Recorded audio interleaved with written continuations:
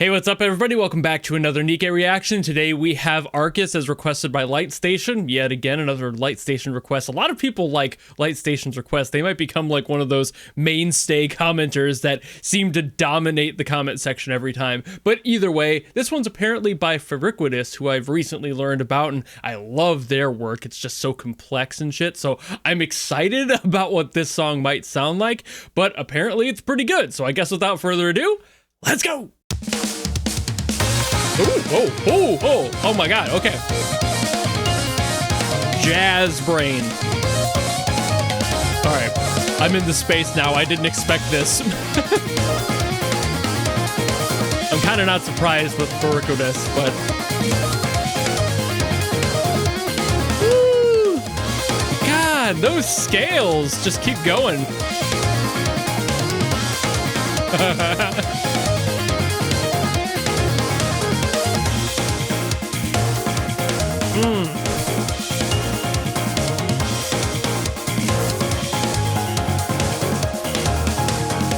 Why does it feel like a Final Fantasy track a little bit?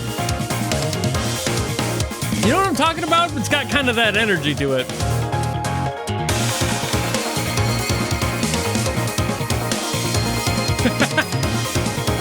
Oh man. I love how much room the drum kit has too.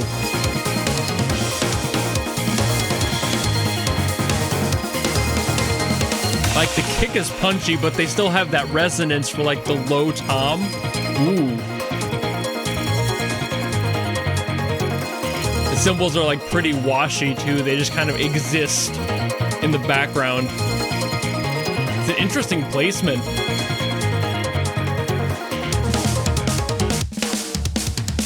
Woo!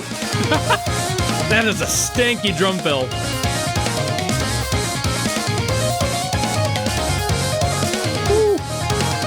Oh man.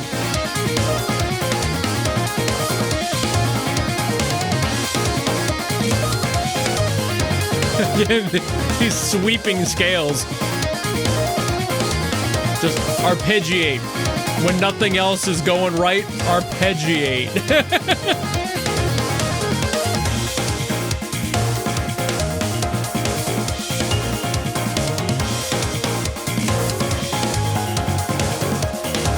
Maybe it's just because it feels very fusion jazz. Maybe that's why it feels so much like a Final Fantasy track to me. Woo. Maybe there's a little bit of like inspiration from those soundtracks because it's just got so much of that DNA.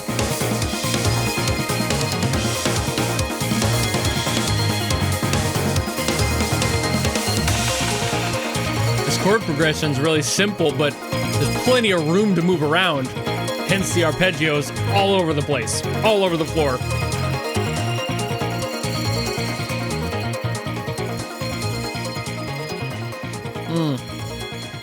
Hell yeah.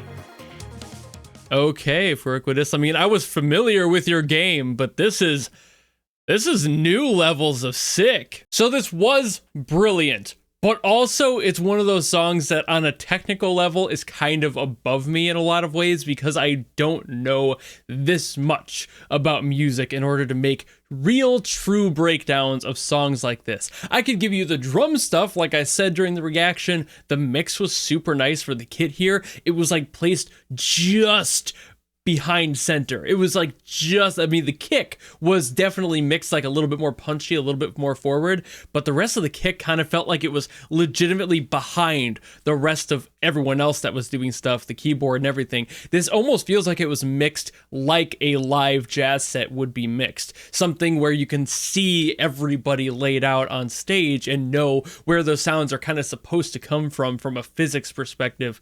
This is a really nice, lively mix, and that's why it works so well to me. I think that's why it sounds so familiar too, because a lot of stuff that you get that's of this genre, this fusion jazz sort of energy, is stuff that that was recorded exactly that way. Everybody in one room, and they're mixed all the same. And even more so that most fusion jazz stuff is kind of just live performance, you know, riffing and doing whatever else. So even then, obviously, you're going to get the live mix standard of this sort of approach. All the kit kind of just nudged behind center, and everything else is kind of in front of them. What I think I really liked about this, especially aside from the kit having so much cut through that mix, was the snare feeling exactly where it was. It had just enough punch. It was the perfect snare sample. I mean, like, I'm assuming that this is sampled. It could very well have been somebody who was brought in to record this. I don't know if Iriquidus can play drums to this level. I don't know their skill set. Maybe they hired somebody, or maybe they did just program this,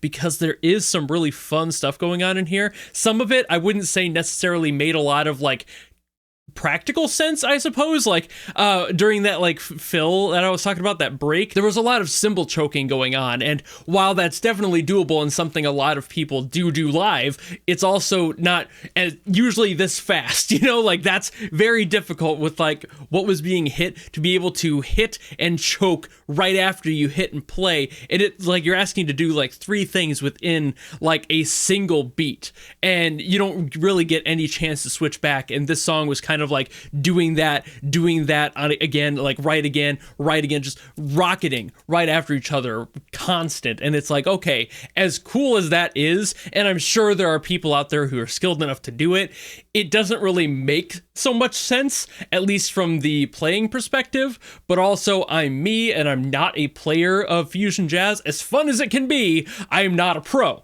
You know, like I'm not fucking sitting over here playing some insane stuff, nuts fills. I just stick to what I know. And while I am sure there are people who could do this, I don't know if it was really written with the intention or understanding of that. And I feel like it was just written with the understanding of it sounds cool and not what would be practical to play. So that's kind of what's making me shaky on it. It, again, sounds cool. I don't think that it's unrealistic either. It's just that it does sound probably programmed and not played live. But again, there very well could be somebody that they hired for that. But I think my favorite thing about this was the awareness of the genre. Despite everything I just said, everything that was in here made total sense for this genre. Like the way that the kit was played, the way that it like stuck in the pocket, that was really nice, very consistent for the most part. And then when they did have little moments where like the kit did something new or way more complex, they made the other instruments get out of the way while playing too. Like it was just the drum kit as it should be for those highlight moments. And then the keyboard was just kind of doing their thing, being very rhythmic. There wasn't too much going on there. They were keeping the rhythm on their side and keeping those chords consistent,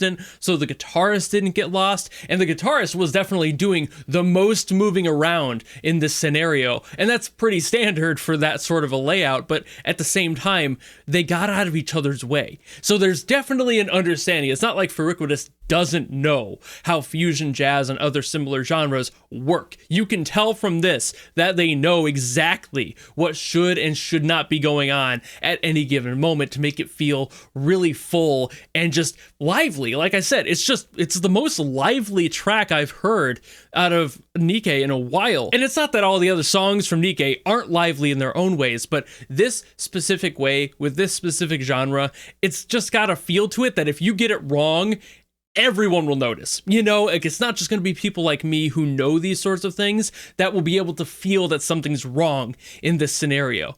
And they did a very, very good job at making sure it felt good the whole way through, writing everything as it should be in a way that makes sense. And again, mixing it beautifully. I cannot get over the production on this one and just how tight everything was mixed and how alive the mix felt. That's what I mean by it being one of the more lively ones I've heard recently, because we do get a lot of awesome stuff out of NIKKE, but it's also very overproduced a lot of the time. Great for that genre, would not be good for this genre. If you make this genre feel overproduced and way too tight, there's just going to be way too much going on frequency-wise. You will not be able to get certain sounds out of this genre by overproducing it and making everything have that like really highly produced shine that stuff like electronic totally benefits from. So it's really just knowing your battle here, picking it, and then going with the best possible options. Furiquitous, you did a fantastic job. I need to stop yapping. So thank you all so very much for watching. If you have another song from NIKKE you want me to get to, by all means, drop in the comments below and I will do my best as always to get to those. Or if you don't want to do any of that, maybe just want to follow me and support me for more stuff coming in the future, you know how to do all that, and I will see all of you in the next video. Goodbye!